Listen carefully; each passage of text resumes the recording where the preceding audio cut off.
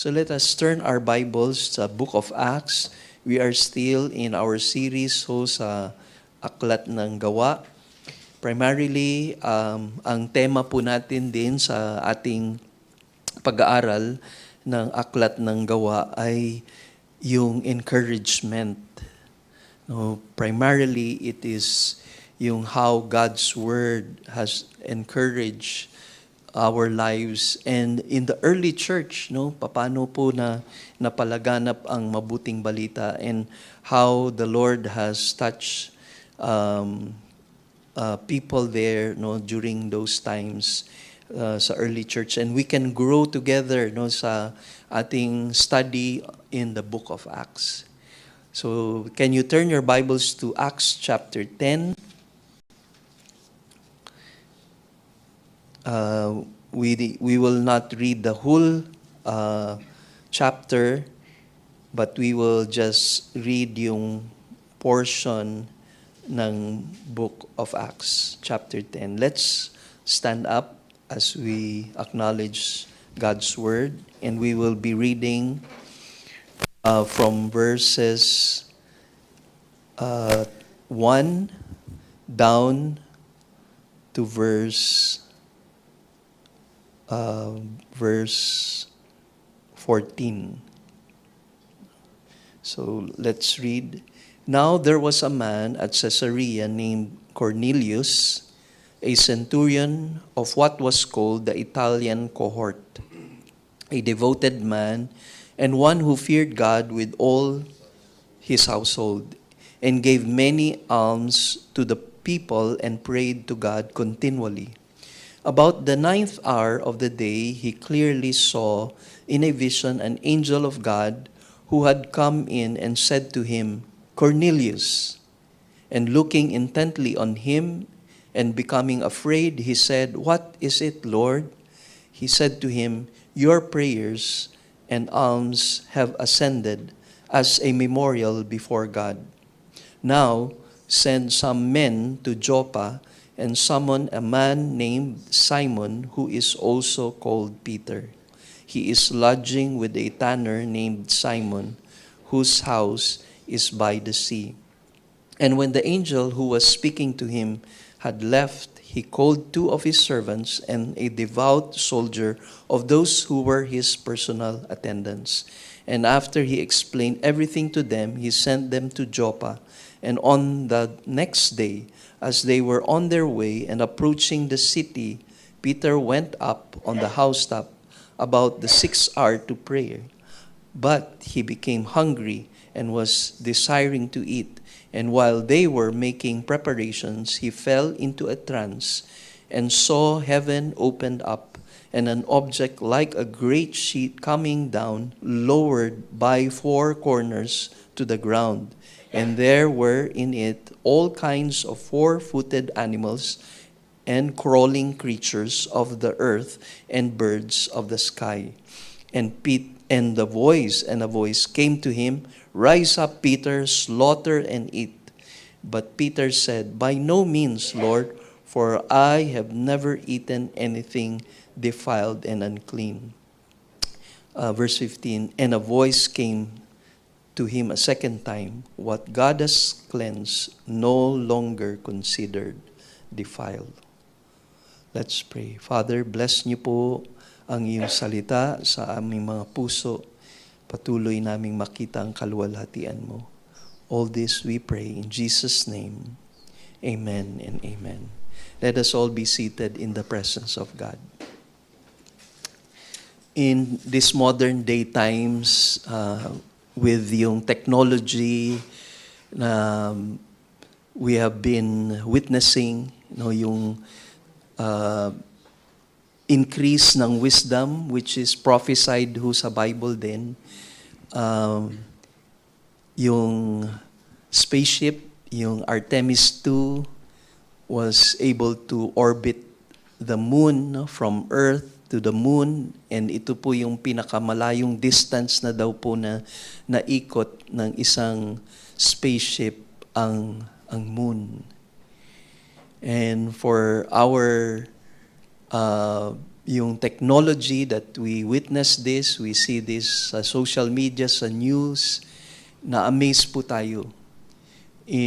During my time, in my younger years, marahil nabalitaan nyo na rin for the younger generation, yung Apollo 11 na nag-land sa moon. First na naka-land sa moon. And yung pinakasikat nun, yung astronaut named Armstrong na nakalakad po dun po sa moon. And they say that with yung technology that we have, yung increase of wisdom, ay meron na magbabago sa sibilisasyon. Ito na daw yung dahil sa kakayanan, karunungan, mas magiging maganda na daw po yung ating mundo. But just very recently, we saw yung devastating effects ng war. Even the President of the United States nagbigay po ng deadline para dito sa war nila against Iran at buksan yung Strait of Hormuz kung saan doon po dumadaan yung mga oil tanker na hinaharangan po ng Iran. Ang sabi po ng Presidente before itong nangyayari po na ceasefire ay yung threat to annihilate a civilization. So, totoo nga ba with all of yung knowledge natin, with all of yung technology na ito, we become better people. We become better human beings. Sad to say, kung ano yung dinedeclare ng Bible sa kondisyon ng tao, ay yun pa rin ang kalagayan niya. At walang magbabago dahil ang problema ng tao yung puso. Kahit sa galing ng tao, kahit sa kanyang karunungan, hindi pa rin mababago ang kalagayan niya. Kaya dito sa ating mensahe ngayon, the title of our sermon is God Has Broken Down Walls. But we have to see in what way that God has broken down yung walls na yun. Meron pong naisulat po si Pablo regarding sa kasaysayan ng sangkatauhan. At ito ang kanyang sinabi sa Romans chapter 1 verse 21.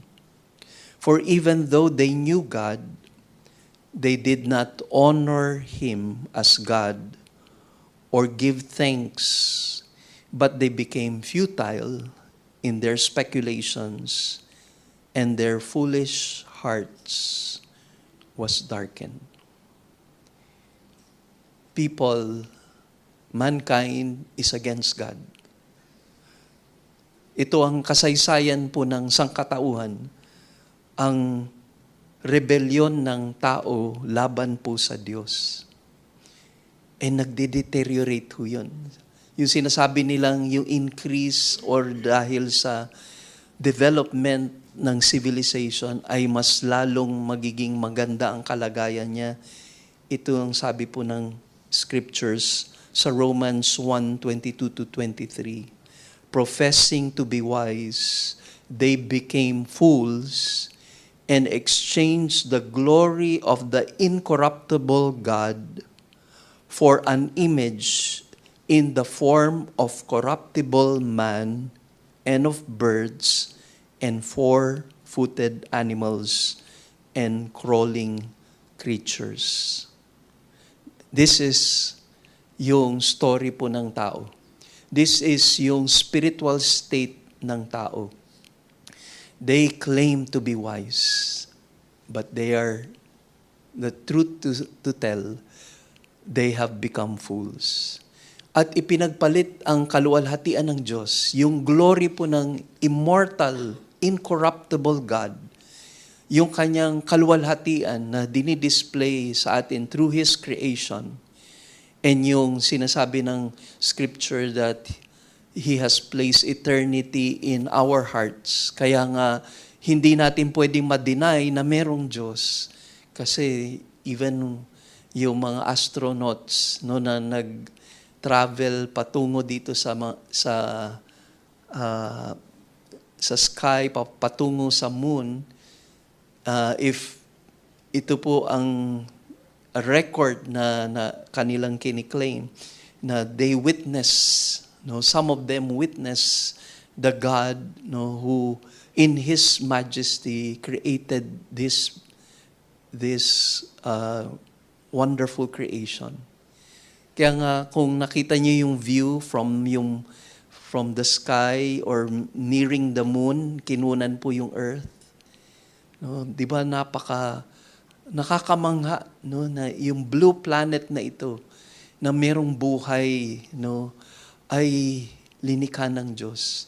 Pero to see that there are billions of mga stars, itong sun na meron po tayo dito sa ating universe, ay meron pang mga stars beyond itong universe natin. And there are galaxies, billions of galaxies, and dun po sa mga galaxies na yun, there are billions of stars. I don't know what else to describe itong glory ng Lord na ito, na beyond even our human eye can see, even beyond our human understanding can really comprehend yung truths about God. Pero ang malungkot, pinagpalit ng tao ang kaluwalhatian ng Diyos sa mga bagay na nilikha. Ang sinamba ng tao, hindi po ang Diyos, na karapat dapat papurihan at dakilain. Pero ang sinamba niya na ay ang mga linikha na ng Diyos. Pero ito po yung kwento. Even with yung spiritual and moral deterioration po ng tao as recorded to us in the Bible, instead of worshiping the true God, they started to worship yung mga creation. Pero despite of that, ito po yung story ng mankind. Yung tinatawag na divine initiative. Ang Diyos, inabot niya yung tao. Nag-reach out ang Diyos sa sangkatauhan. And we find in the Bible how He has revealed Himself to Abraham. There are many accounts pa po, but just to focus on yung ating passage.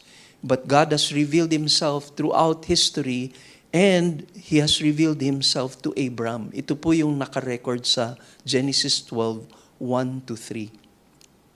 Go forth from your country and from your relatives and from your father's house to the land which I will show you. And I will make you a great nation. I will bless you and make your name great. And so you shall be a blessing. And I will bless those who bless you, and the one who curses you, I will curse. And in you all the families of the earth will be blessed.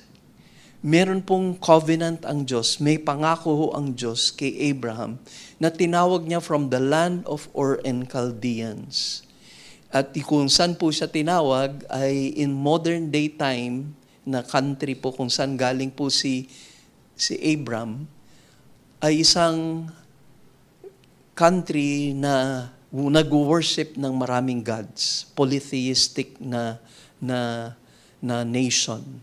Ito po ay ang Iraq and katabi lang ng Iran. No? And these are yung nations of the earth, yung during the ancient times, na polytheistic by nature ang kanilang worship. They worship created things.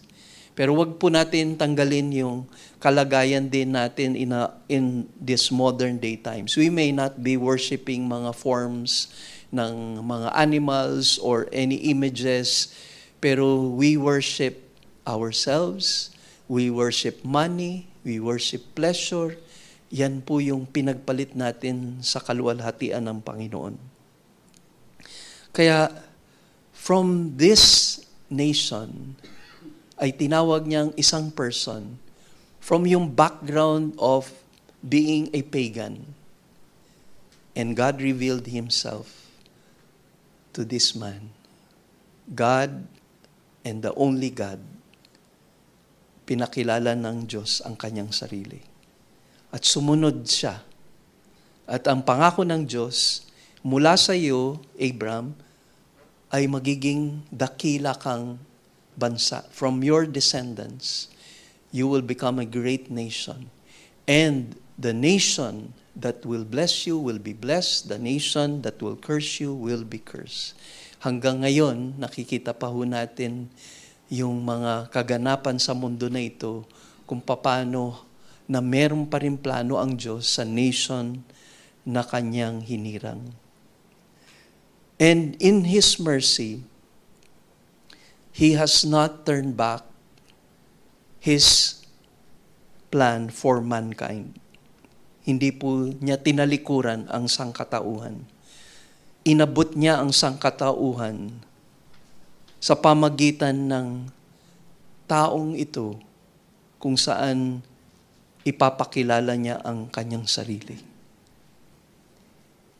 And if you will study from yung truths of yung scriptures sa first 5 books of the Bible, ito na ho yung revelation ng Diyos kay Abraham and to his descendants. Nakafocus sa isang distinct na people whom He has chosen and whom He has set apart among the rest. Hiniwalay niya dahil meron siyang layunin na ipakilala ang kanyang sarili. Sabi ng Deuteronomy 7 verse 6, "For you are a people holy to the Lord your God.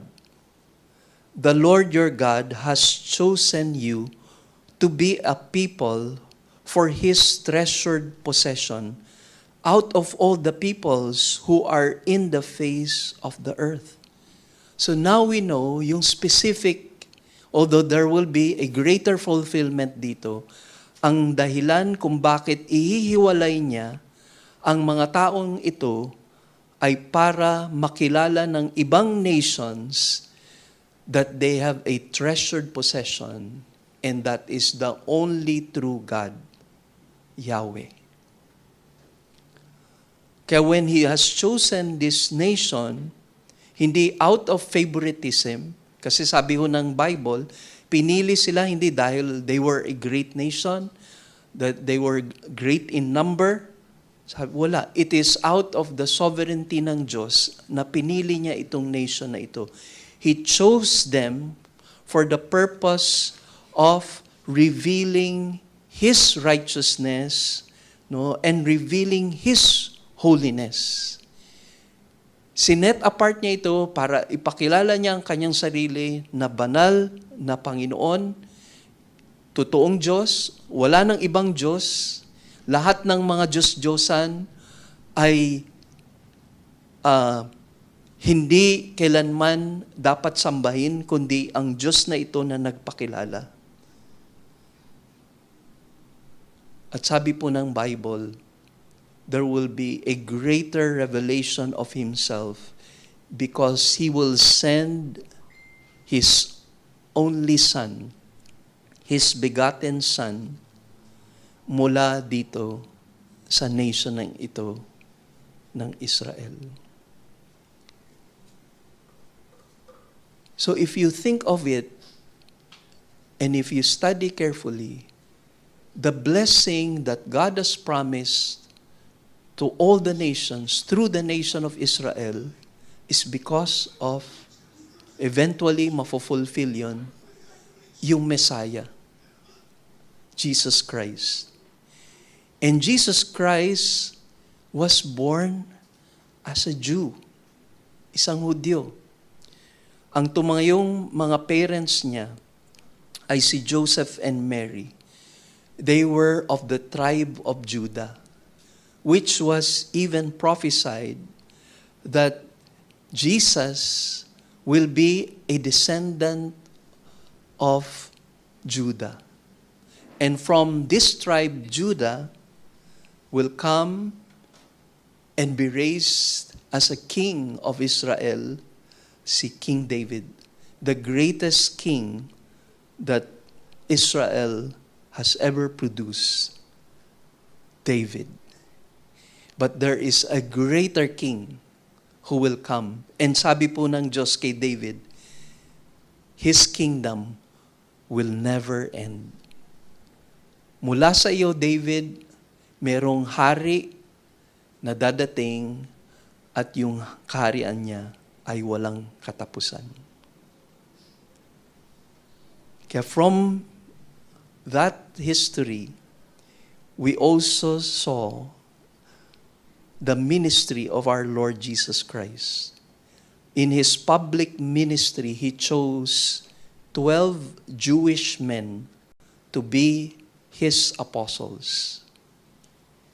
And since yung mga Jews are those who have been yung recipients, sila yung pinagkatiwala ang kautusan, ang plano ng Diyos sa pamagitan ng mga sila na tumanggap nitong kautusan na ito ay maipapahayag ni Kristo ang mensahe patungkol sa grasya ng Diyos at katotohanan. At yun po yung sinasabi ni Apostle John sa Book of John when he wrote that Jesus Christ will be full of grace and truth. Jesus, after fulfilling yung death sa cross and paid the penalty of our sins, He was raised from the dead on the third day. And now He has ascended into heaven. And before He ascended, He said for His disciples and His followers to wait in Jerusalem until the Holy Spirit came down or comes down upon them. They will be endued with power, and they shall be witnesses of Christ and His gospel in Jerusalem, Judea, Samaria, and into the uttermost parts of the world. Yun yung message na iproproclaim ng mga followers niya. And this primarily were Jews, mga Hudyo. Yung good news that spread throughout the world, mula Jerusalem, Judea, Samaria, and into the uttermost parts of the world, is the good news about Christ's death and His resurrection. At yung immediate na nakapakinig ng mensahe na ito ay mga Hudyo. And the church, yung birth ng church, ay na-establish sa Jerusalem. Ang mga miyembro, ang kabahagi ng katawan ni Kristo ay mga Hudyo. With that, yung first century church ay nagkaroon ng problema. Itong mga Jewish believers na ito started to somehow fail in yung plan ng Lord for salvation, not only for the Jews, but also to the Gentiles. They actually believed that only the Jews can become true followers of Christ. Ang buong akala nila, tulad ng plano ng Diyos sa Old Testament times, sinet apart niya, hiniwalay niya ang mga Hudyo sa ibang mga nations, and merong law sila, meron silang dietary laws, meron silang pamamaraan ng pamumuhay nila, pamamaraan ng pagsamba nila, may sacrificial system sila. They were distinct people. They were totally set apart from the other nations. Hiwalay na hiwalay sila. Ibang-iba sila. Pag tinignan niyo mga Hudyo, ibang-iba ang buhay nila. At pinapakilala ng Diyos sa ibang bansa noon na walang totoong Diyos kundi ang Diyos ng Israel. Kaya lang, nung dumating na ang Panginoong Jesus, ang Mesiyas, at kanyang inoffer ang kanyang life para bayaran ang mga kasalanan natin, at napagtagumpayan ito sa pamagitan ng kanyang pagkabuhay magmuli, ang buong akala pa rin ng mga Hudyo na nanampalataya kay Kristo ay sila lang ang merong karapatan sa kaharian ng Diyos. And ito po yung naisulat po ni John MacArthur tungkol doon. The cultural barriers were no less deep-seated. Napakalalim po nung mga wall, yung barrier nito during the ancient times. The barriers separating the Jews and the Samaritans. Alam niyo po yun, yung account when Jesus went to Samaria and then ministered to the Samaritan woman. Makikita niyo kaagad yung kanilang discrimination.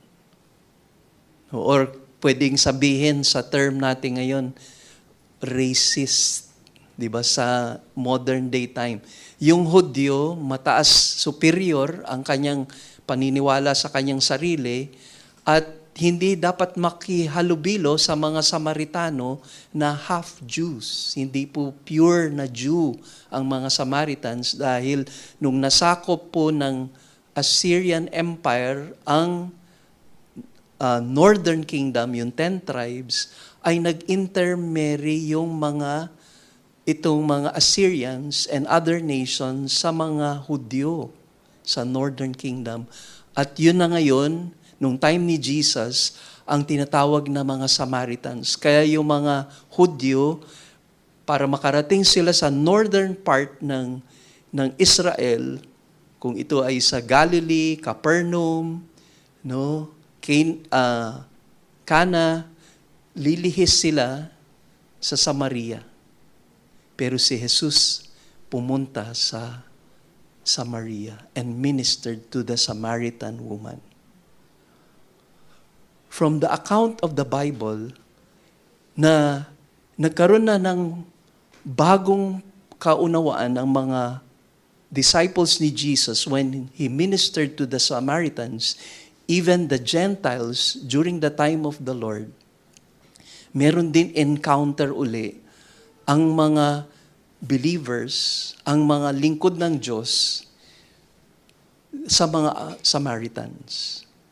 And you can see this in Acts chapter 8, verses 4 to 5.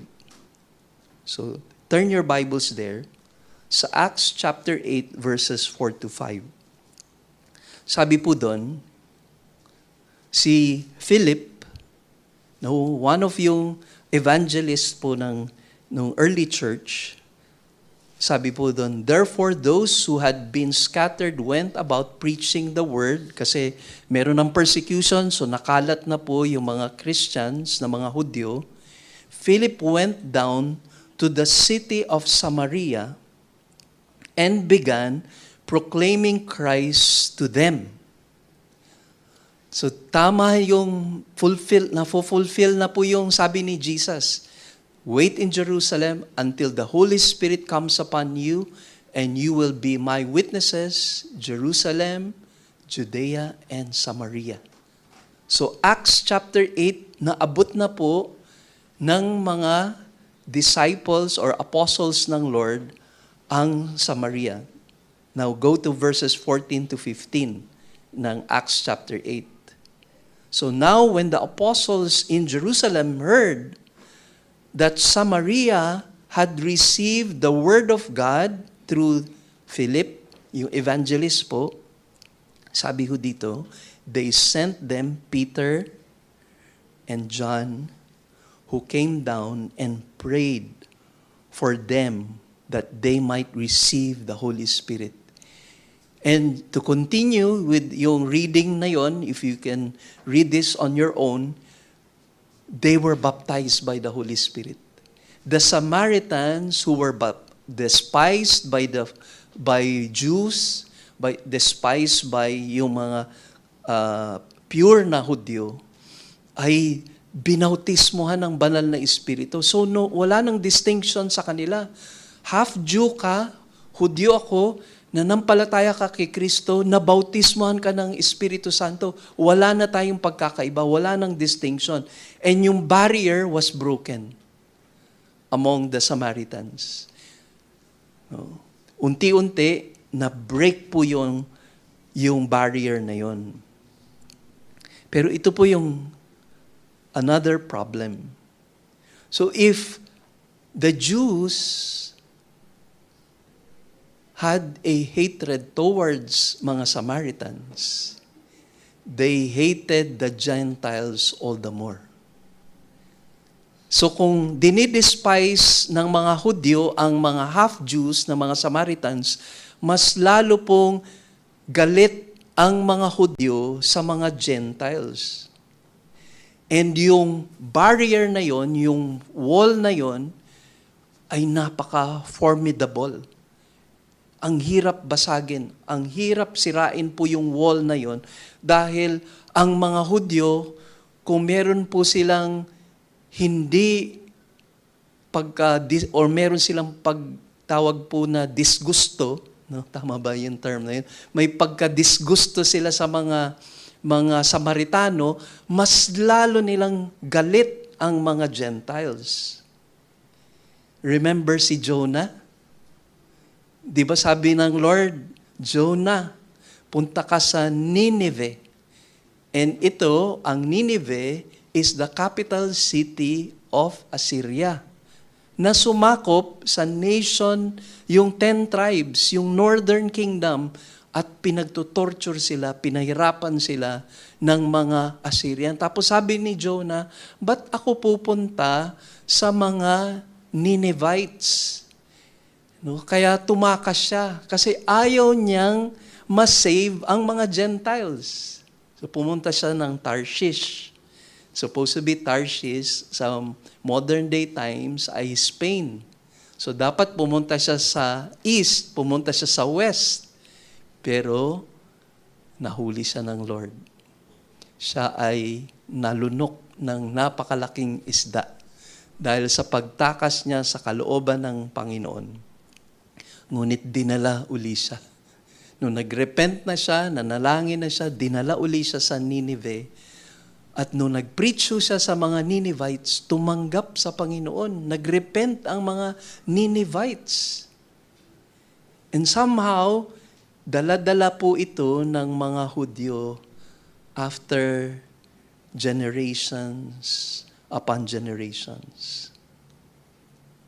So yun po, even before the gospel was preached to the nations, at yung promise or yung tinatawag na Great Commission ng Lord, Matthew 28, no, 19 to 20, go into all the world and preach the gospel.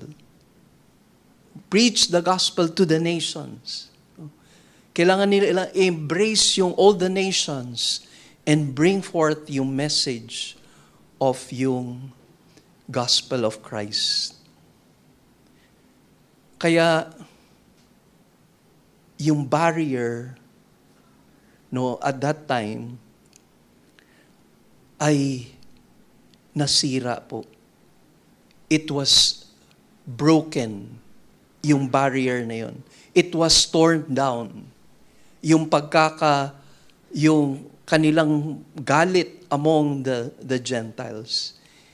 Now, with the working of the Lord, they accepted the Gentiles as equal before the Lord. And they also receive the message of the gospel. Alam niyo itong chapter 10 ay very significant. Because si Peter, who was an apostle to the Jews, kasi hindi pa po nagkaroon po ng specific na calling si Pablo, ay chapter 10, ginamit na po siya ng Panginoon to reach the Gentiles. So ito yung kailangan natin maintindihan, Kasi merong barrier, a wall, na sinasabi ng Ephesians 2 verse 14. At sabi niya, "For He Himself is our peace, who made both groups into one and broke down the barrier of dividing wall." Kung babasahin niyo yung Ephesians chapter 2 verses 11 to 22, basically ito po yung mensahe. Wala nang mamamagitan sa inyo. Hudyo ka na mananampalataya, Gentile ka na mananampalataya kay Kristo. Pag sinabi mong Gentile, hindi ka Hudyo. Yun lamang yun. Yun lang yung kahulugan nun. Tayo, Gentile po tayo. Not unless meron kayong Jewish blood. Kung meron kayong dugong Hudyo. Pero sinasabi po ng Bible na wala nang pagkakahiwalay. Wala nang distinction sa inyo. Isa na kayo kay Kristo. Wala nang discrimination. Wala nang pagtingin na unclean ang mga Gentiles. Ang mga Hudyo naman, masyadong superior ang tingin sa kanilang sarili. At may galit din ang mga Gentiles toward the Jews. So yung dividing wall na yun was broken. So with that, the Bible tells us in the revelation of the Lord, in Genesis chapter 12 verses 1 to 3, all people of the earth would be blessed through the Jewish nation, through the Jewish race. And what is so sad, the Jews lost sight of both their earthly and heavenly purpose. At first, hindi po alam ng mga apostles yun. Hindi po naintindihan fully ng mga apostles yun. Nung nandito pa si Kristo, sabi ni Jesus sa prayer niya,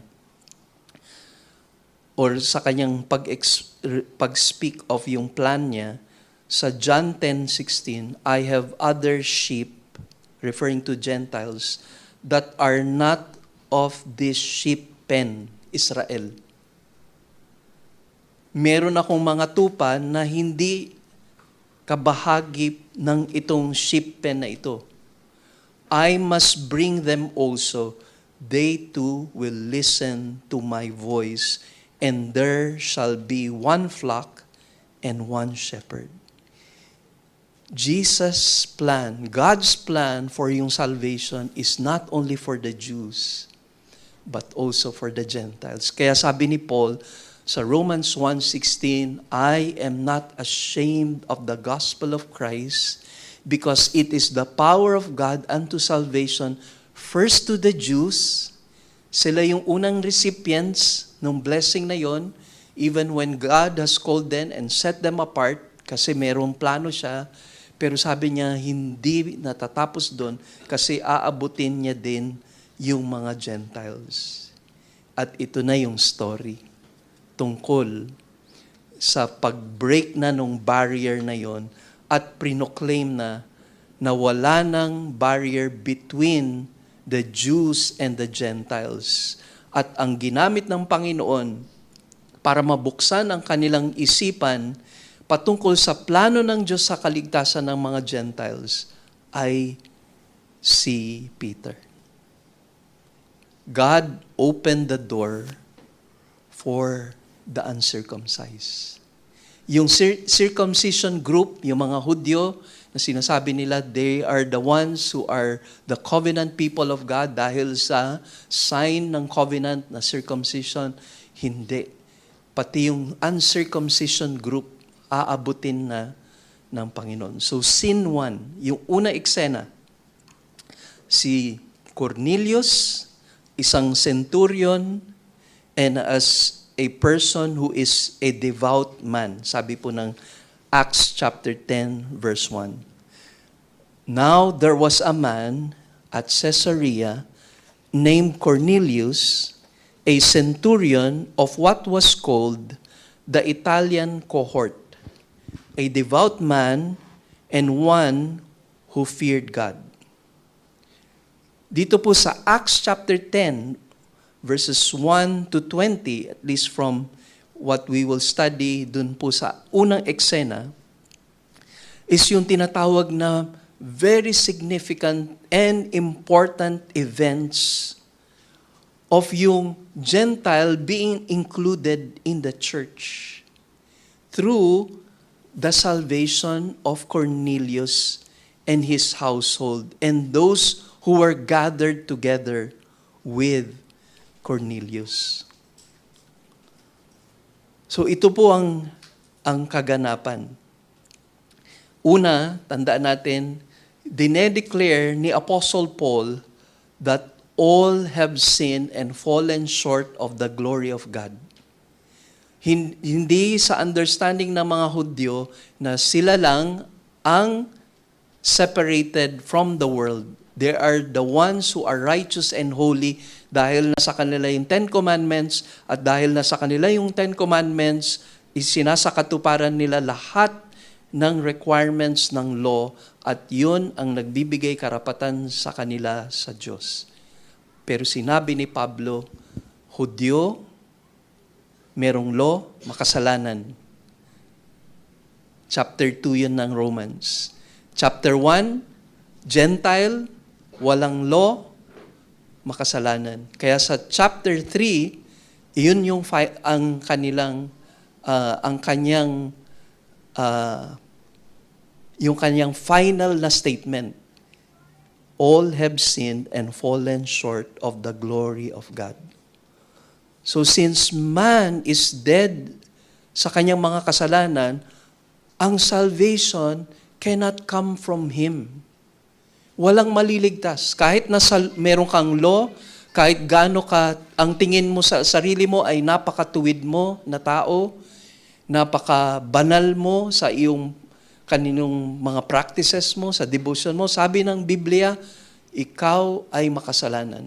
Ako ay makasalanan. At sinasabi ng Biblia na ang spiritual na kaligtasan ay sa pamagitan ng regeneration, spiritual na kapanganakan. Kaya in-emphasize ito ng John 1:12 to 13. But as many as received Him, to them He gave the right to become children of God, even to those who believe in His name. Verse 13, who were born not of blood. No, unang-una, hindi ka born again o ikaw ay Christian dahil yung parents mo Christian. Hindi automatic Christian ka na. No, so, who were not born, not of blood, nor of the will of the flesh, nor of the will of man.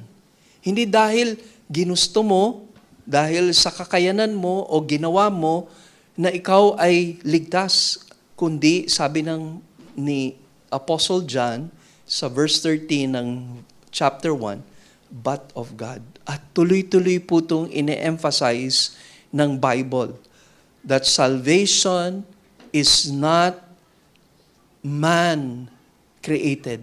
No, it is not produced by man, but it is produced by the Holy Spirit. So in the account of Cornelius, who was a Gentile, siya po ay isang proselyte.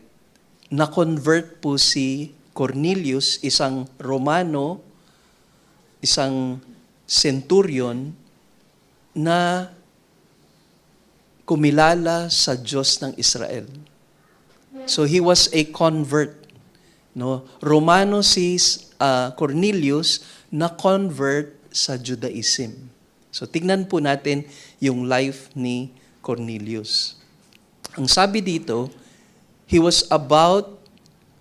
lived in Caesarea. So from yung map po natin dito po sa slide, ang Caesarea ay very important na city. Nasa coastal area po siya. At ang location niya ay 30 miles north of Joppa. No, take note po yung lugar na Joppa. No, kasi doon po manggagaling po si Peter. And itong Caesarea na ito ay tinatawag na capital city of yung Roman province of Judea. So ito yung capital city, kung ito dito po sa kung Luzon or kung sa NCR, ang capital city is Manila. No? So during that time, itong Judean na lugar ay capital city ang Caesarea. And this will be a significant place sa future dahil dito po magiging center ng missions sa future. Pero during that time, hindi pa center of missions yon, yung lugar kung saan magiging ito yung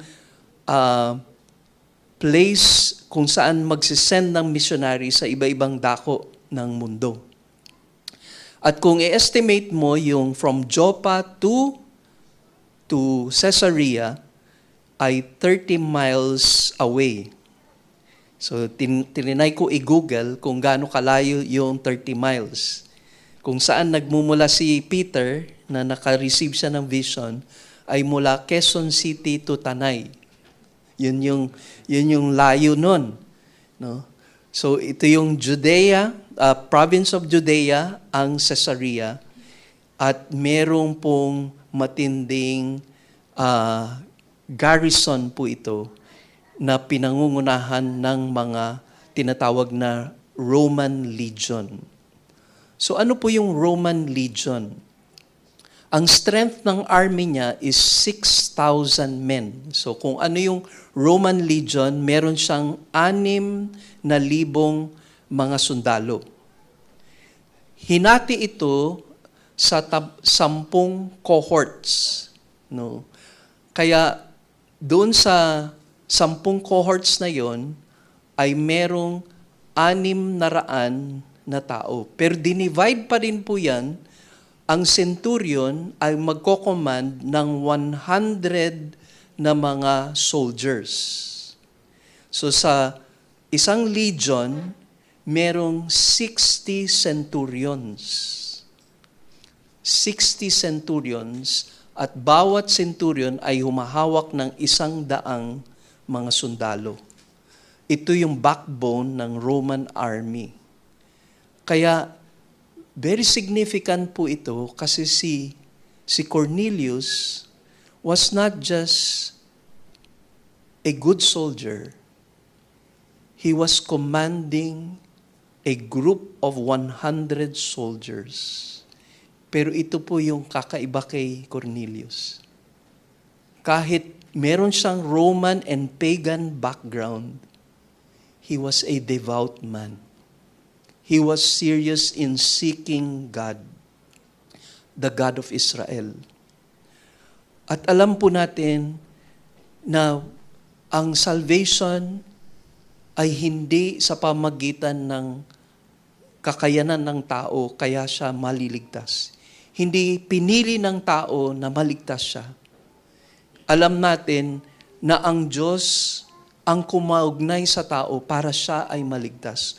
Walang sino man sa atin ngayon na nakakakilala sa Panginoon sa pamagitan ng ating kakayanan para maligtas tayo. Kasi sinasabi po ng Biblia, patay tayo spiritually. Hindi natin hinahanap ang Diyos. Ayaw natin ang mga bagay patungkol sa Diyos. Kahit pa iniisip natin na reliyoso tayo ang ating pagkatao, pero ang totoo, walang naghahanap sa Diyos. But we know na there was a move of the Spirit of God sa life po ni Cornelius and anyone who is seeking the face of God. Kasi record din sa atin sa Bible, ang mga tunay na kinakaugnay ng Diyos ay naghahanap sa Diyos. Isaiah 55 verses 6 to 7, sabi doon, "Seek the Lord while He may be found. Call upon Him while He is near. Let the wicked forsake his way, and the unrighteous man his thoughts, and let him return to the Lord, and He will have compassion on him, and to our God, for He will abundantly pardon. Jeremiah 29 verse 13, you will seek me and will find me when you search for me with all your heart.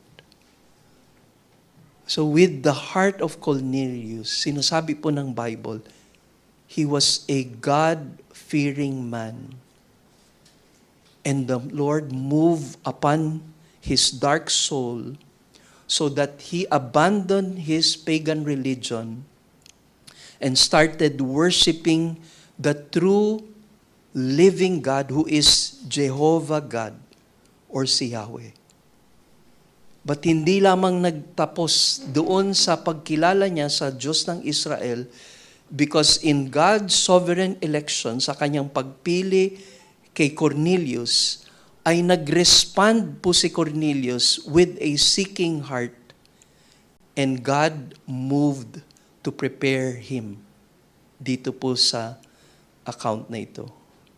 Sabi po dito, if we will read dito po sa verse 3, about the 9th hour of the day, he clearly saw in a vision an angel of God who had come in and said to him, Cornelius. Yung 9th hour sa ating pong time ay 3 p.m. And 9th hour, you will remember, Jesus Christ died doon sa cross. Pero alam niyo po ba, na aside from yung very significant na death ni Christ doon sa cross, ang 9th hour was the most important time sa mga Hudyo. It is very important sa life of prayer ng mga Jews. 3 o'clock p.m. or the 9th hour ay yung time wherein they would recognize their God, si Yahweh. But during this time, the Lord sent an angel. And when the angel appeared, usually yun nga po yung makikita natin in some accounts, yung nagpo-produce ito ng takot, no, terror and awe, namamangha sila sa pag-appear ng angel. And yung angel was quick na i-reassure kay Cornelius na sabi niya, your prayers and your alms have ascended as a memorial before God. It was not really his kasi it is considered as righteous acts, mga gawain ng katwiran. Pero tandaan po natin, it is beyond doon sa ginagawa, kundi ang nakita ng Diyos sa buhay ni Cornelius ay ang kanyang puso. Yung sincerity niya at yung devotion niya to the only true God. Kasi converted siya from pagan worship to acknowledging the God of Israel. Pero tandaan natin, hindi pa siya saved. No matter how devoted he is dun sa Jewish religion na yun or Judaism, hindi po siya ligtas. Until he understands correctly the gospel of the Lord Jesus Christ. Kahit anong devotion pa niya sa only true God ng Israel, ay hindi kailanman maliligtas. Kasi sabi po ng Acts 4:12, and there is no salvation, or there is salvation in no one else, for there is no other name under heaven that has been given among men by which we must be saved. Maliban kay Kristo Jesus, wala pong kaligtasan. Maliban na kilalanin mo si Jesus, Christ alone, hindi mo dinadagdagan ng ano pang mga paniniwala. Hindi Jesus plus mabubuting gawa equals kaligtasan. Hindi pwedeng Jesus plus religion equals kaligtasan. Hindi po pwede na Jesus plus water baptism equals kaligtasan. Ang sabi po ng Bible, by grace alone, through faith alone, through Christ alone. You can never be saved by your own good works. Not your devotion, not your religiosity, not yung mga practices natin. Hindi dahil nagbabasa tayo ng Bible, save na tayo. Hindi dahil nag-a-attend tayo sa church, save na tayo. Ang totoong tanda ng kaligtasan ay spiritual na kapanganakan. At ang makakagawa lang po nun ay ang Panginoong Diyos. Maliban na kumilos siya sa ating mga puso, maliban na kaugnayin niya po tayo sa ating pinakakaluluwa at kilalanin natin na ang kaligtasan ay Kanya lamang, si Jesus lamang. Wala pong pwedeng maligtas apart from Christ. Kaya importante ho yun when we were studying po yung discovery, yung sa ating discovery group. Gusto nating mabalikan po yung Bible. Gusto natin bigyan ng panahon yung Biblia sa pag-aaral natin. Paano mo nga ba makakamtan yung kaligtasan na yun? Bakit nagbibigay tayo ng panahon doon? Bakit kailangan nating aralin yung kanyang substitutionary sacrifice? Bakit siya yung naging kapalit para sa atin? Kasi hindi natin kaya bayaran yung kasalanan natin. Bakit meron tinatawag na double imputation?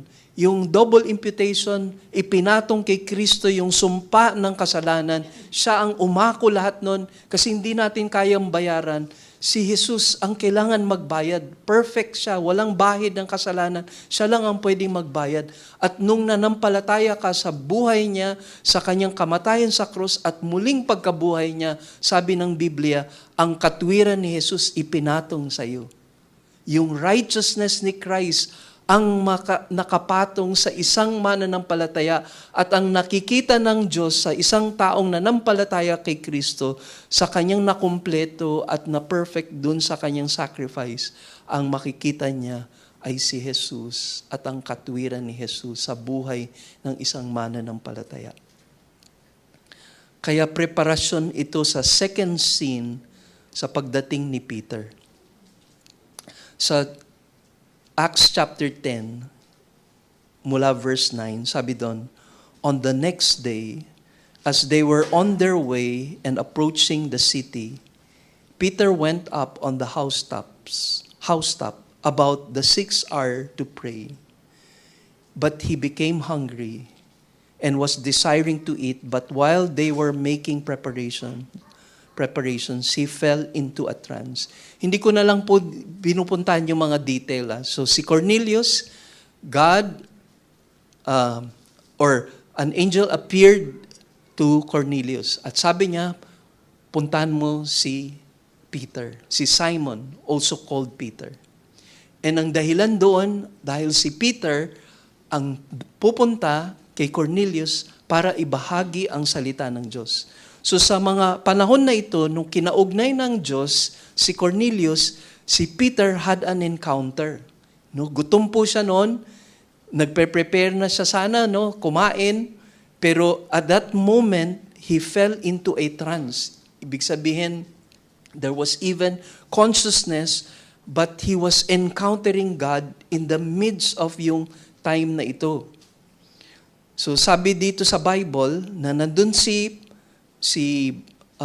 Peter sa Joppa, no, 30 ilang milya away, no, from Caesarea. Prepare ng Lord si Peter for a very significant encounter. And it was yung time na he was hungry, it was his meal time. Hungry siya, may preparations para sa kanyang pagkain, and then he fell into a trance. Now, ito po yung pangyayari.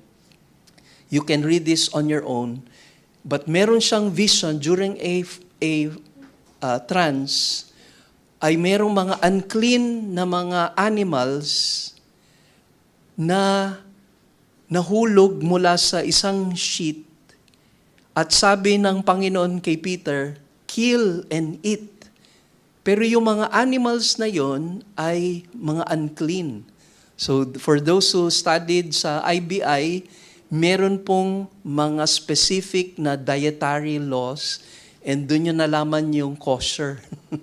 Yung kosher na food. Kasi very specific yung kailangan nilang kainin at hindi dapat merong specific na mga unclean na mga animals na hindi dapat nila kainin. Actually, ang isa din doon, just to give you a preview, if you want to study yung itong mga dietary laws, yung isda na walang kaliskis, hindi dapat kakainin. So very distinct po sila. Yung ways nila, pagkain nila, ibang-iba. Tapos biglang yung very committed si Peter dito sa mga dietary laws na ito, sa laws ng Panginoon. Tapos biglang sabi ni Lord, patayin mo Peter, kainin mo.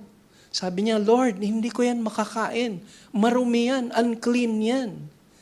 Tapos dineclare ng Diyos sa kanya, kung ano ang ginawa kong malinis, huwag mong tatanggihan dahil ito ay malinis na. At ang plano pala ng Lord para kay Peter, because right after that, ang message ng Lord sa kanya ay meron siyang ipapadalang tao at ipapahayag ni Peter ang mensahe. So just to read some portion of this, sabi po dito, so ipapadala ni Cornelius yung mga tao niya sa Joppa kay Peter. So take note, no? Ito na yung encounter po ni Peter. Peter went up on the housetop about the 6th hour to pray, but he became hungry and was desiring to eat. And while they were making preparations, he fell into a trance and saw heaven open up and an object like a great sheet coming down, lowered by 4 corners to the ground, and there were in it all kinds of 4-footed animals and crawling creatures of the earth and birds of the sky. And a voice came to him, "Rise up, Peter, slaughter and eat." And Peter said, "By no means, Lord, for I have never eaten anything defiled and unclean." Again, a voice came to him a second time, "What God has cleansed, no longer consider defiled." And 3 beses po nangyari ito. No, para matumimo sa puso't isipan ni Peter itong mensahe na ito. Verse 17, "Now while Peter was greatly perplexed in mind," so nalilito siya, no, as to what the vision which he had seen might be. "Behold, the men who had been sent by Cornelius, having asked directions for Simon's house, appeared at the gate." So ano kaya ang dahilan? Biglang nag-appear yung sinugo po ni Cornelius kay Simon. And notice, in verse 18, "And calling out, they were asking whether Simon, who was also called Peter, was lodging there. And while Peter was reflecting on the vision, the Spirit said to him, 'Behold, 3 men are looking for you. But rise up, go and accompany them without taking issue at all, for I have sent them myself.'" So, Gentile na ito, kinakaharap ni Peter, at sabi ng Diyos sa kanya, no questions asked, walang issue tungkol sa kanila. And Peter went down to the men and said, "Behold, I am the one you are looking for. What is the reason for which you have come?" And they said, "Cornelius, a centurion, a righteous and God-fearing man, well spoken of by the entire nation of the Jews, was directed by a holy angel to summon you to his house and hear a message from you." So he invited them and gave them lodging. Tingnan niyo po yun. Gentiles are considered unclean. Gentiles are not welcome sa home ng isang Hudyo. Ang ginawa pa po ni Peter, pinatira pa niya. pina-overnight stay pa niya itong mga Gentiles na ito. And the next day, he rose, sabi ho dun sa 23b, and went away with them, and some of the brothers from Joppa went with him. So nagdala po siya. There will be others, wala po pong direction na kailangang magdala siya, but he needed to do that for them also to witness what God will do in their midst. So when he entered, sabi sa verse 25, inaantay na po siya ni Cornelius. Wala ring direction ng Lord na dali niya yung mga relatives niya at mga close friends. But verse 24, si Cornelius, in-invite niya yung mga kaibigan niya at saka kanyang mga kamag-anak. So pagdating po ni Peter, si Cornelius met him and fell at his feet and worshipped him. Nako, ito magandang mensahe tungkol sa nag-worship sa mga santo. So, nagbow si Cornelius kay Peter, sinasamba niya si Peter, tapos ito po yung response ni Peter. Verse 26, but Peter raised him up, saying, stand up, I too am just a man. Ako ay tao lang din tulad mo. Nangyari din to kay Paul and kay Barnabas doon sa Malta nung si Paul and Silas, if I'm not mistaken, nung na shipwreck sila, wini-worship na po sana sila ng mga tao, pero sabi po ni Paul, wag nyo kaming sambahin. Tao lang kami. Hindi po dapat sambahin ang tao. Even the angel dun sa book of Revelations ay hindi in-honor yung pag-worship nila dahil created lang ang mga angels. So itong vision na ito na na-fulfill ay meron pong twofold na significance. One, yung negative side ay nagsisignify the abolishing of the Old Testament dietary restrictions. Tatanggalin na po yun. Yung mga bawal na yun patungkol sa pagkain dahil hindi po yung issue yung kinakain, ang problema yung puso. Yun yung sabi ni Jesus. Ang problema yung puso, hindi yung pumapasok sa bibig.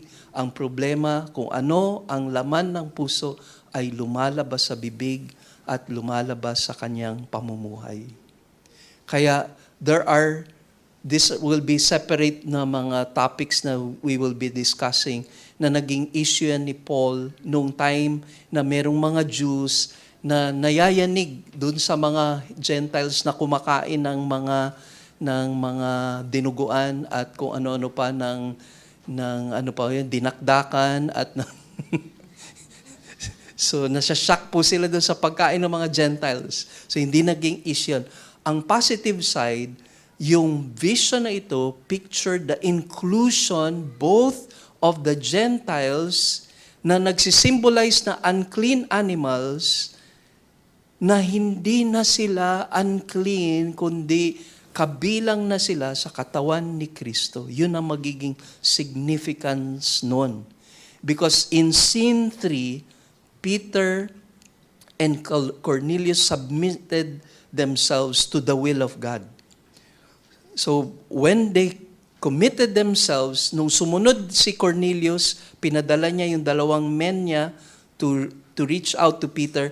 Peter, on his side, went to Cornelius to minister to Cornelius. Kaya alam niyo, model po si Peter and si Cornelius about obedience. And God demands obedience sa atin. Ito ay palatandaan ng totoong Christian faith if there is obedience before the Lord. Sabi dito nga ng isang author, the Bible repeatedly teaches that obedience accompanies through faith. Remember Matthew 7:21-23?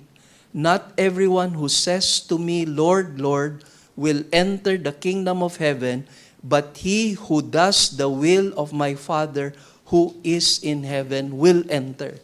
So ang tanda ng isang totoong ligtas, nag-a-accompany ang totoong pananampalataya sa mga sumusunod kay Kristo Jesus.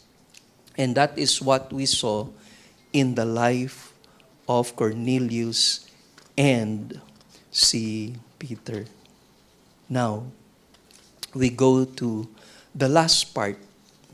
After they have submitted themselves to the Lord. Puntahan na po natin yung verses 34 down to 36. So this is about the salvation now of Cornelius and his household and those who were present. Verse 34, and opening his mouth, Peter said, I most truly comprehend now that God is not one to show partiality. Take note of that. Walang partiality sa Diyos. Walang ito ang mas nakakahigit kaysa sa iba. Lahat pantay-pantay. But in every nation, the one who fears Him and does righteousness is welcome to Him. Verse 36, as for the word which I sent to the sons of Israel, proclaiming the good news of peace through Jesus Christ, He is Lord of all. You yourselves know the thing which happened throughout all Judea, starting from Galilee and the baptism which John proclaimed. You know of Jesus of Nazareth, but how anointed him, or God anointed him with the Holy Spirit and with power, and how he went about doing good, healing all who were oppressed by the devil, for God was with him. And we are witnesses of all the things we did both in the land of the Jews and in Jerusalem. They also put him to death by hanging him on a tree. But God raised him up on the third day and granted that he appear not to all the people, but to witnesses who were chosen beforehand by God. That is, to us who ate and drank with him after he arose from the dead. Now, notice po yung message po ni Apostle Paul. It was very simple compared to the preaching he preached nung they were baptized by the Holy Spirit. Tingnan niyo po yung detalye ng pinupuntahan ni Peter sa preaching niya. He had to go back doon sa times, sa ancient times, where God has chosen His people through Abraham and then gave the law to Moses. Hanggang present niya na po na si Jesus is the Messiah, fulfilling all yung promises of the prophecies. Dito, very simple lang ho yung presentation ng gospel.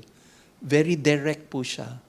There is no partiality with God. Walang nakakahigit, walang mas mababa. Lahat ay pantay-pantay. At ang present niya ho is the life, death, resurrection ni Jesus Christ. And Peter was saying, we were witnesses of this. And then this circumcised believer, sabi sa verse 45, who came with Peter were astounded because in verse 44, while Peter was still speaking these things, the Holy Spirit fell upon all those who were listening to the Word of God. They were baptized by the Holy Spirit. Now witness nung mga kasama po ni Peter who were his fellow Jews, that they, the Gentiles who were separated from what they understand, separated from the covenant of God, they were not from the line, or they were not descendants of Abraham, but God has chosen them to be saved. Allow me to end ito pong story na ito kasi nabanggit ko po sa inyo about yung wake po ng relative po ng aking wife 97 years old na po yung bali father-in-law ng kapatid niya. 97 years old. And there was a service done. Pinangunahan po ito ng Christ Commission Fellowship sa Makati. They presented po yung gospel. And alam natin na ang immediate reaction from the loved ones and relatives, dahil syempre yung with their religious background, ang hirap minsan tanggapin yung mga pinapatotoo. And alam nyo, after they presented yung program po na yun, nagulat ako na yung aking pamangkin po ni Sister Marie, sabi sa akin, Tito Jess, pwede po ba kayong magsalita sa kahit mga last words lang para sa mga tao? Nagulat po ako kasi alam ko how devoted they are sa kanilang faith. Pero there was something God is doing, lalo na po dun sa brother-in-law ko, because for the past years, parati niya lang sinasabi na, Jess, binago ko yung sarili ko. Natanggal ko yung drugs ko, natanggal ko yung paninigarilyo ko, pag-iinom ko, yung effort ko para iwasan ito. Alam nyo, nung in-invite uli ako para sa funeral service, and after I shared yung mga essential truths, the gospel, na hindi natin kaya iligtas ang sarili natin, kaya meron naging kapalit natin, at perfect yung sacrifice, si Jesus Christ, He alone can save us. Yung brother-in-law ko, kinausap ako. And it was a serious talk. Nagsabi na po siya. Naging malinaw na sa kanya. Yung dati, hindi niya naintindihan. Parating good works. Kahapon, no, sabi nung aking brother-in-law, hindi natin maaabot ang pamantayan ng Panginoon. Hindi tayo banal. Makasalanan tayo.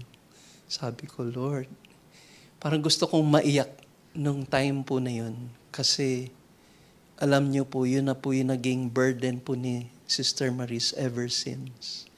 Wala man siya ngayon, pero habang nung nabubuhay pa siya, pinapag-pray niya po yung mahal niya sa buhay na, Lord, makakilala sila sa Panginoon. Matagpuan nila ang Lord. And dumaan ng taon, mula nung kinuha na siya ng Lord, 16 years na po, last March 11, merong isang loved one na ngayon ay nagpo-profess and kino-confess na sabi niya, yung pinagtiyagaan ako ng CCF, kahit ilang beses ako mag-absent. And ngayon, may malinaw na pong pakikikaugnay ang Diyos sa buhay niya. Mga kapatid, huwag po kayong mag-give up. Marami pa po tayong mga mahal sa buhay na marahil parang yung wall formidable, parang ang hirap i-break yung wall. Wala hong matigas na puso sa harapan ng Diyos dahil sinasabi niya, though your sins are red as scarlet, I will make it as white as snow. Sabi niya, kahit napakatigas ng puso, sabi niya, I can make it yung flesh. Kahit harden po yung heart natin, ang kapangyarihan ng Diyos para magligtas, walang makakapagpigil doon. Tayo po'y manalangin. Aming Ama, salamat po sa umagang ito, sa mga katotohanan na nakapaloob mula sa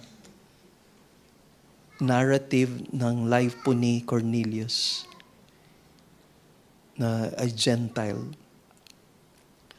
Ang paniniwala ng ilan, even among the Jews, even the apostles, when God gave Peter a vision about yung mga unclean animals and God said, Peter, kill, eat.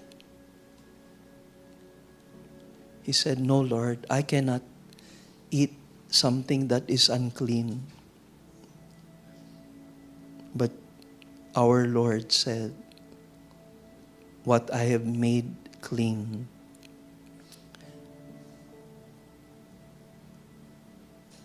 cannot be unclean." And yun po yung mga Gentiles. Kami din po yun. We see ourselves sa life po ni Cornelius. Religious background namin, yung katigasan ng mga puso namin, we may be devoted, we may think na God-fearing po kami, napaka-religious na background. Pero all the while, we were separated from God because of our sins. We are spiritually dead. Until at one point in our life, a miracle took place. The hand of God touched our very soul, and we could not resist that touch and an encounter with God. We cannot resist it, Lord. It was like you were just drawing us to yourself. And when the message of the gospel was proclaimed very clearly, that there is no salvation and no other name given in heaven and on earth whereby we shall be saved, but in the name of Jesus Christ alone, and His perfect sacrifice on the cross, His perfect life, His shed blood without stain, without blemish, was shed for us. He rose from the dead on the third day. Such beautiful truth that we can never comprehend even in our lifetime, and maybe for the whole of eternity. How great that love is. How great that sacrifice is, oh Lord. You have caused us to see you in all your glory and splendor. Lord, mag-respond po kami. Kung meron pong naririto ngayon present, na siya'y nagsisimbolo din ng buhay ni Cornelius, katagpuin mo siya, Panginoon, na hindi niya ma-resist ang dakilang pag-ibig ng Diyos sa sanlibutan, sa sangkatauhan. Wala nang mamamagitan, hindi relihiyon, hindi estado, hindi gender. Ang puso ang kinakaugnay mo, Panginoon. At sino man ang makakatagpo sa iyo, sino man ang kakatagpuin mo, Panginoon, ay hindi mariresist ang dakilang pag-ibig mo.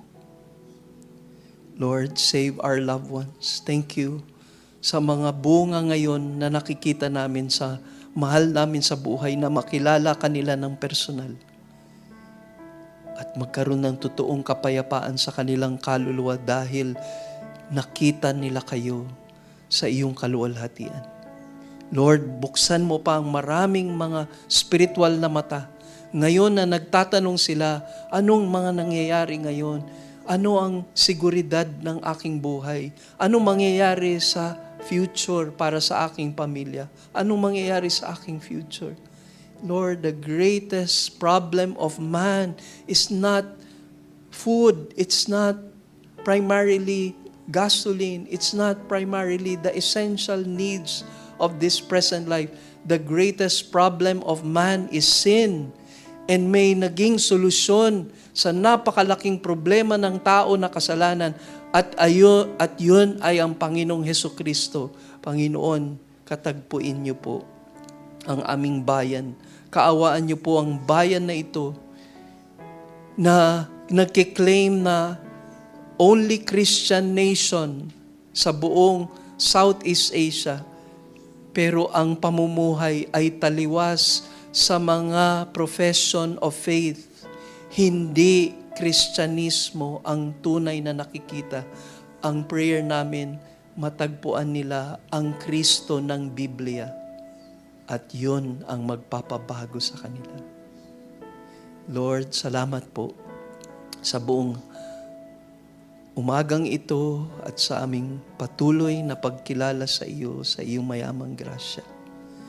Sa aming pag-iwahiwalay, kayo po ang kumatagpo ng iyong mga anak sa mga pangangailangan nila. At ito din ang maging daan na makita nila na hindi nyo sila pinabayaan, hindi mo sila kinaligtaan. Kayo po ang siyang nagbibigay ng mga mabubuting bagay sa amin. Lord, kami po ay mag-melt, ang soul namin mag-melt sa kindness mo at sa love mo. We also thank you for the privilege of giving to your work, O Lord. Salamat po sa pribileyo na maging kabahagi sa blessing po na pinagkakalob niyo po sa amin. At magamit namin ito para sa pagpapalaganap pa ng mabuting balita. And for whatever you have accomplished in our midst, we give you praise and thanks in Jesus' precious name. Amen and amen. Let's give